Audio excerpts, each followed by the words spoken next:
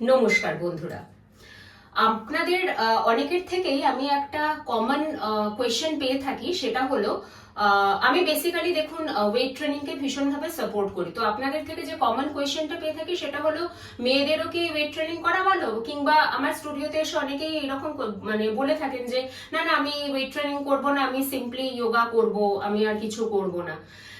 কিন্তু আমি মনে করি ওয়েট ট্রেনিং করা সবার জন্য জরুরি এবং এটা সাইন্টিফিক্যালি প্রুভেন।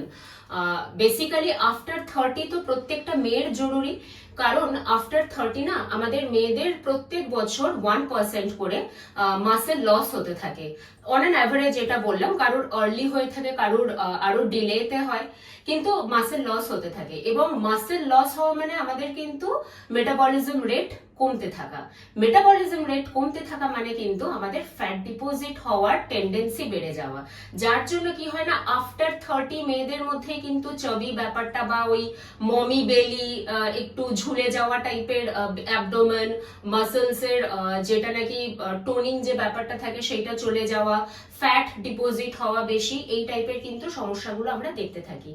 এবং আর একটা কারণে আমাদের ওয়েট ট্রেনিং করা ভীষণভাবে দরকার, সেটা হলো আমাদের হাড়ের ক্ষয় কমাতে। ইয়েস, যেটাকে আপনারা অস্টিওপরোসিস বলেন বা ক্লিনিক্যালি অস্টিওপরোসিস বলে। এটা অন অ্যান অ্যাভারেজ প্রত্যেকটা ইন্ডিয়ান উইমেনের কিন্তু একটা টেন্ডেন্সি থাকে হাড়ের ক্ষয় হয়ে যাওয়া।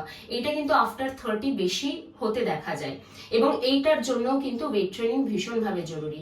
আমরা যদি ওয়েট ট্রেনিং প্রপারলি করি, আমি কখনো বলছি না যে আপনাদেরকে প্রচুর ওয়েটই তুলতে হবে বা প্রচুর মেশিন দিয়ে ওয়ার্কআউট করতে হবে।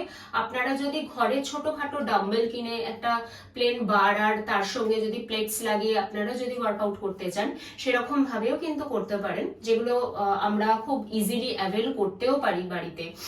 তো এই টাইপের ওয়ার্কআউট গুলোও যদি আমরা করি, সেক্ষেত্রেও কিন্তু আমাদের মাসেল লস হওয়ার টেন্ডেন্সি অনেক কমে যায়, আমাদের মাসেল হেলথ ভালো থাকে এবং মাসেল হেলথ ভালো থাকলে কিন্তু আমাদের বোন ডেন্সিটিও ভালো থাকে। কিভাবে বোনের সঙ্গে মাসেল যুক্ত, আমি একটা খুব ছোট এক্সাম্পল দিই। সেটা হচ্ছে আমাদের বোনকে কিন্তু স্পেশালি আমরা ফর অ্যান এক্সাম্পল নিই যে আমরা যারা নাকি নি পেনে ভুগি, মেয়েদের একটা কমন রোগ, সেটা হলো নি পেন অথবা ব্যাক পেন। নি পেনটা সবারই হয়।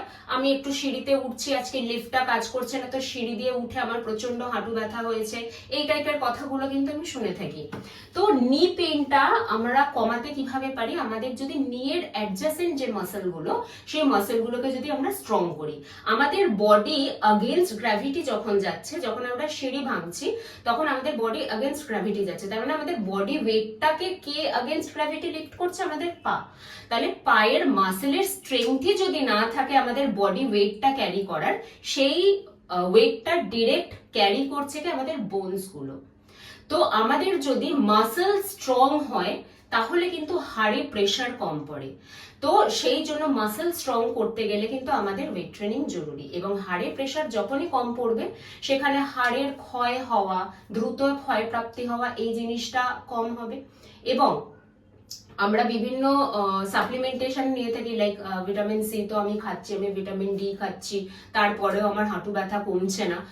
কমবে না, বিকজ আপনারা প্রপারলি ওয়েট ট্রেনিং করছেন না। ওয়েট ট্রেনিং করা প্রত্যেকটা ফিমেলের দরকার, মেলদের তো দরকারই ডেফিনেটলি, এবং পাশাপাশি ফিমেলদেরও দরকার। কখনোই সেটা আপনারা যদি মাসেল ছেলেদের মতন বড় না করতে চান, কোনো দরকার নেই সেটার। কিন্তু আপনারা কিন্তু ছোটখাটো ডাম্বেল ইউজ করে ওয়েট ট্রেনিং, সাপোজ আপনারা স্কোয়াটই করছেন, সেটা কিন্তু ডাম্বেল দিয়ে আপনারা করতে পারেন, বা বডি ওয়েট দিয়েই যে স্কোয়াটটা হচ্ছে সেইটাও আপনারা করুন। টিপিক্যালি কার্ডিও করে আমি রোগা হব, টিপিক্যালি যোগা করে আমি রোগা হব, এরকম কিন্তু একদমই নয়। মাসেলের স্ট্রেংথ যদি না থাকে তাহলে কিন্তু হাড়ের ক্ষয় হবেই, এবং বোন ডেন্সিটি যদি না বাড়াই তাহলে কিন্তু আমরা একটু এজেড যেই হয়ে যাব, একটু বয়স্ক হয়ে যাওয়ার সাথে সাথে কিন্তু বিভিন্ন রকম হাড়জনিত সমস্যায় আমরা ভুগবো। এবং তার সাথে সাথে মাসেল লস যদি হতে থাকে, আমাদের কিন্তু ফ্যাট ডিপোজিট বেশি হতে থাকবে, যেইটার জন্য কনসার্ন হয়ে আমরা রোগা থাকতে চাই।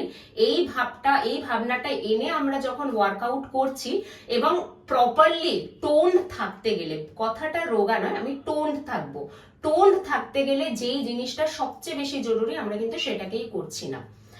ওয়েট ট্রেনিং ভীষণভাবে জরুরি এবং আমি সবাইকে বলি, সবাইকে সাজেস্ট করি এটাই যে আপনারা ওয়েট ট্রেনিং করুন।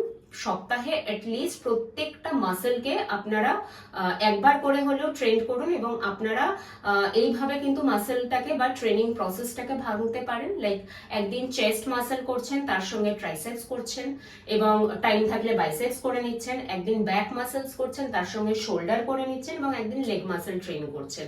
3 দিন যদি আপনারা অ্যাটলিস্ট এরকম ভাবে ওয়েট ট্রেনিং করেন তো আশা করি যেই টাইপের সমস্যাগুলোতে আপনারা থাকেন, যে হাড়ের ক্ষয় হওয়া বা হাঁটু ব্যথা হওয়া কিংবা ফ্যাট হয়ে যাচ্ছে, এত যোগা করছি, এত জুম্বা করছি, এত কার্ডিও করছি, তারপরেও যেই একটু ডায়েটটা এদিক থেকে ওদিক হচ্ছে আমরা মোটা হয়ে যাচ্ছি, আমরা চট করে ওয়েট পুট অন করে ফেলছি। ওয়েট পুট অন করছেন বিকজ আপনাদের মেটাবলিজম রেট স্লো।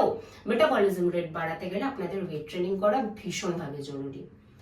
তো আশা করি আজকের ভিডিওটা আপনাদের জন্য হেল্পফুল হলো এবং ওয়েট ট্রেনিং সম্বন্ধে, ওয়েট ট্রেনিং এর বেনিফিট আমাদের লাইফে কতটা, একটা ফিমেলের লাইফে কতটা, সেটার সম্বন্ধে আমি আশা করি আজকের ভিডিও থেকে কিছুটা হলেও আপনাদের নলেজ দিতে পারলাম।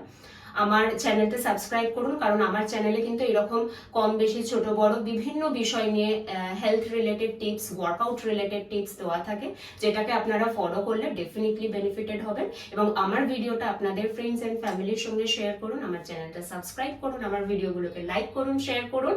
নমস্কার।